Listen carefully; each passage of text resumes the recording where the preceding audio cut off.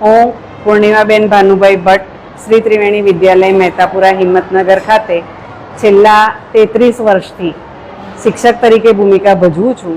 આટલા વર્ષોમાં વિદ્યાર્થીનીઓ જે ભણવા આવે એમાં એમની જે જવાબદારીઓના કારણે વાલીશ્રીઓ એમને મોકલવામાં ખચકાતા હતા અથવા તો શિક્ષણ અધવચ્ચેથી છોડાવતા હતા. એવા વિદ્યાર્થીઓને સરકાર દ્વારા જે નમો લક્ષ્મી યોજના અમલમાં મૂકવામાં આવી છે એના કારણે વિદ્યાર્થીઓના ભણતરમાં ખૂબ જ ફેર પડ્યો છે.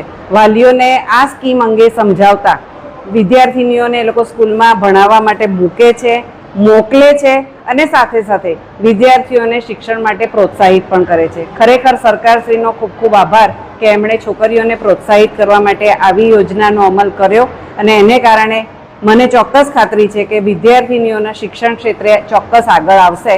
ખૂબ ખૂબ ધન્યવાદ. મારું નામ નિયતિ છે. હું ધોરણ 10માં અભ્યાસ કરતી વિદ્યાર્થીની છું. મારી શાળાનું નામ શ્રી ત્રિવેણી વિદ્યાલય છે. ગયા વર્ષથી સરકારશ્રીએ જે નમોલક્ષ્મી યોજના શરૂ કરી તેનાથી દીકરીઓને ઘણો ફાયદો થયો છે. આ યોજના અંતર્ગત દરેક દીકરીની માતાના ખાતામાં દર મહિને 500 રૂપિયા ચૂકવવામાં આવે છે. મારા પિતા સુંદરમ ઇન્ડસ્ટ્રીઝ ફેક્ટરીમાં કામ કરે છે, તો મારે આ યોજનાના કારણે તેમના જોડેથી પૈસા માગવા પડતા નથી. મારો ખર્ચ હું જાતે કાઢી શકું છું. આ યોજનાથી ઘરની આર્થિક પરિસ્થિતિમાં ખૂબ સહાય મળે છે અને ઘણીવાર દીકરીઓને શિક્ષણ મેળવવું હોવા છતાં પણ તેમને શાળા છોડવી પડતી હતી. આ યોજના શરૂ થયા બાદ દરેક વાલીઓ વિદ્યાર્થીનીઓને નિશાળે ઉત્સાહથી મોકલે છે અને આ યોજનામાં વિદ્યાર્થીની હાજરીની રોજ નોંધ લેવામાં આવતી હોવાથી અનિયમિતતા અને ગેરહાજરીનું પ્રમાણ ઘટ્યું છે.